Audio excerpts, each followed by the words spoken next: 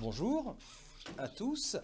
Donc dans cette seconde capsule vidéo, nous allons toujours présenter cette procédure dite procédure additive que l'on utilise dans certaines situations de proportionnalité.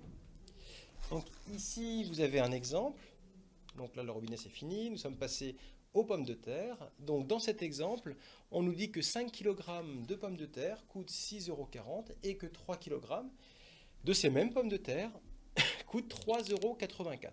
On vous demande de déterminer le coût de 2 kg de ces pommes de terre.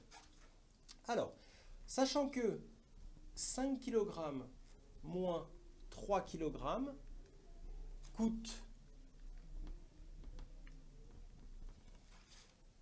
6,40 € moins 3,84 €,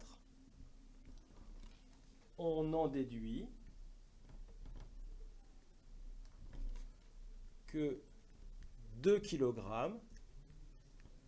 5 moins 3, coûte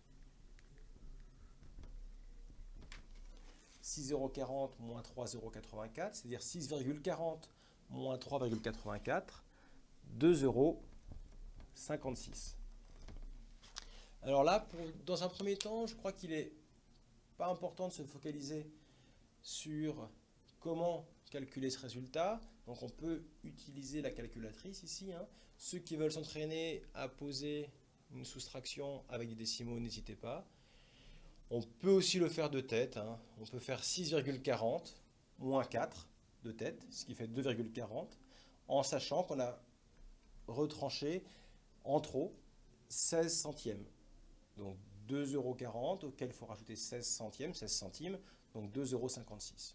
On peut poser l'opération, mais dans un premier temps, ce qui importe, c'est la notion de proportionnalité et non pas cette notion de calcul. Encore une fois, donc ici, les deux grandeurs proportionnelles sont la masse de pommes de terre et le prix des pommes de terre. Cette situation et ce raisonnement peut être illustré par un tableau dit de proportionnalité.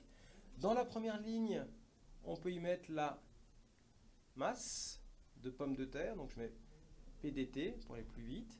Et dans la seconde ligne, donc en kilogrammes, précisez toujours les unités dans lesquelles vous travaillez, et, enfin, lorsque c'est possible, et le prix en euros. Dans ce tableau, comme dans la capsule précédente, vous alliez y intégrer les données de l'exercice. Donc ici, vous pouvez mettre 5, ici, vous pouvez mettre 3. Ainsi, pour 5 kg, j'ai un prix de 6,40 € et pour 3 kg, un prix de 3,84 €. Comment obtient-on la troisième colonne? Eh bien, par soustraction, puisque l'on se rend compte que 5 moins 3 est égal à 2. Donc on va soustraire à la première colonne la seconde colonne. Et donc on va faire la même opération ici. Voilà. 6,4 moins 3,84, ce qui donne 2,56.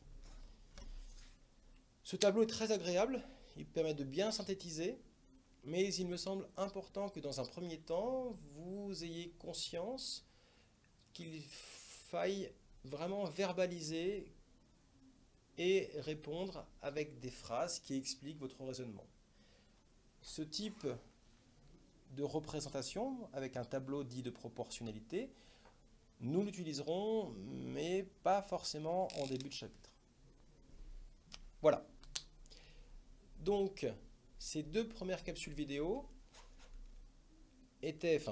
ont présenté cette procédure dite procédure additive qui est utilisée dans les cas de situation de proportionnalité. Nous allons voir dans les capsules vidéo numéro 3 et 4 une autre procédure qu'on appelle procédure multiplicative qui va être aussi utilisée dans des cas de situation dans des situations de proportionnalité. Nous verrons ensuite d'autres procédures